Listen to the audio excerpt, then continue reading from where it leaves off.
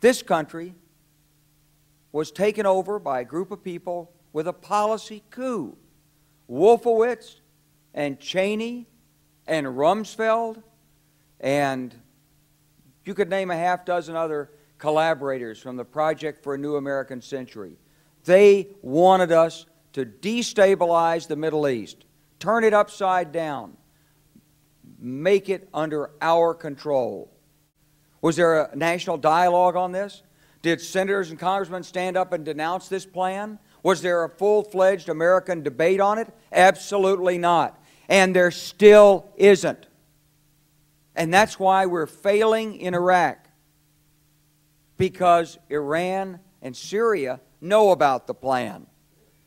All you have to do is read the Weekly Standard and listen to Bill Kristol, and he blabbermouths it all over the world. Richard Pearl the same way. They could hardly wait to finish Iraq so they could move into Syria. It was like a laydown. Oh, our legions are going to go in there. This wasn't what the American people voted George Bush into office. Well, they didn't actually vote him into office, but it wasn't what many of the people who... It wasn't what he campaigned on. He campaigned on a humble foreign policy, the most arrogant foreign policy in American history. He campaigned on no peacekeeping, no nation building, and here he is with Afghanistan and Iraq. It's astonishing. So the root of the problem is not how many troops are in Iraq. Please believe me. Don't be mad, if you're a Democrat, at your Democratic congressman because they can't reduce the troops and frustrate the president. That's not the issue. And if you're a Republican, don't be mad at the Democrats because they're fussing with the troops. Whether you're a Democrat or a Republican, if you're an American, you ought to be concerned about the strategy of the United States in this region. What is our aim? What is our purpose? Why are we there? Why are Americans dying in this region? That is the issue.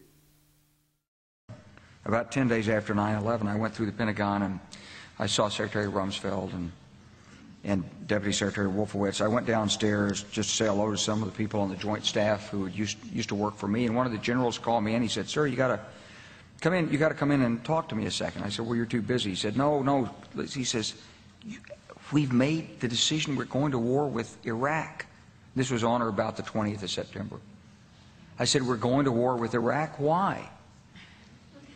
He said, "I don't know." He said, "I guess they don't know what else to do."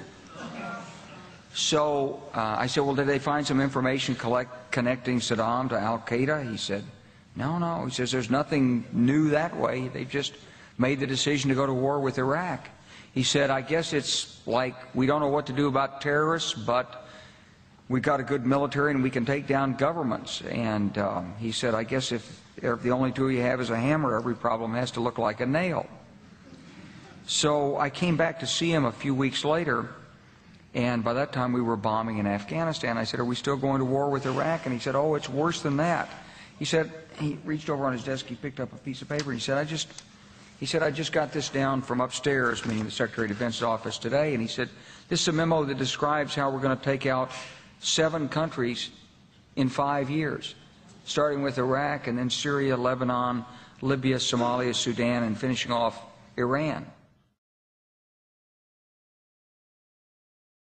The truth is about the Middle East is, had there been no oil there, it would be like Africa. Nobody is threatening to intervene in Africa. The problem is the opposite. We keep asking for people to intervene and stop it. And there's no question that the presence of petroleum throughout the region has sparked great power involvement.